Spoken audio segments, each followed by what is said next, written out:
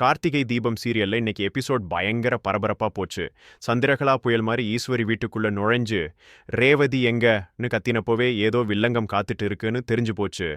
ரோகிணியும் மயில் வாகனமும் அவ தலைவலியில தூங்குறான்னு பொய் சொல்லி சமாளிக்க பார்த்தாங்க. ஆனா சந்திரகலா விடுறதா இல்ல. நேரா ஈஸ்வரிய கூட்டிட்டு போய் ரேவதி ரூமை திறந்தா அங்க ஆளை காணோம். ஈஸ்வரி அதிர்ச்சியில உரைய சந்திரகலா கையோட கொண்டு வந்த வீடியோ ஆதாரத்தை காட்டுறாங்க. நம்ம கார்த்திக் கூட ரேவதி ஊர் சுத்துறத பார்த்ததும் ஈஸ்வரிக்கு கோபம் தலைக்கேறிடுச்சு.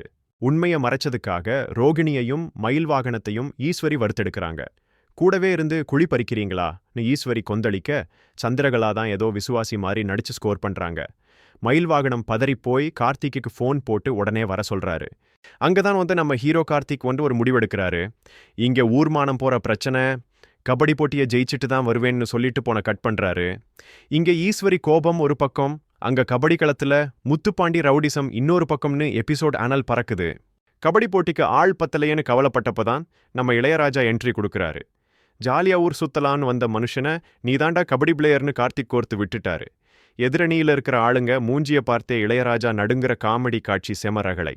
முத்துப்பாண்டி ரொம்ப திமிரா எதிரணி ஆளுங்க கை கால உடைங்கடான்னு சொல்லிக்கிட்டே இருக்கான். சரவணனுக்கு பதிலா இளையராஜா களமிறங்கிறத பார்த்து ஊர் மக்களே கொஞ்சம் தயங்குனாலும் கார்த்திக் மேல நம்பிக்கை வைக்கிறாங்க. தர்மத்துக்கும் அதர்மத்துக்கும் நடக்கிற யுத்தமா இந்த போட்டி மாறிடுச்சு. ஒரு பக்கம் வீட்ல ரேவதி மாட்டிக்கிட்டா, இன்னொரு பக்கம் இளையராஜா கபடி களத்துல நிக்கிறாரு. இந்த போட்டியில ஜெயிச்சு கார்த்திக் அந்த ஊர் மானத்தை காப்பாத்துவாரா இல்ல முத்துப்பாண்டி சதியில சிக்குவாரா? நீங்க என்ன நினைக்கிறீங்கன்னு கமெண்ட்ல சொல்லுங்க.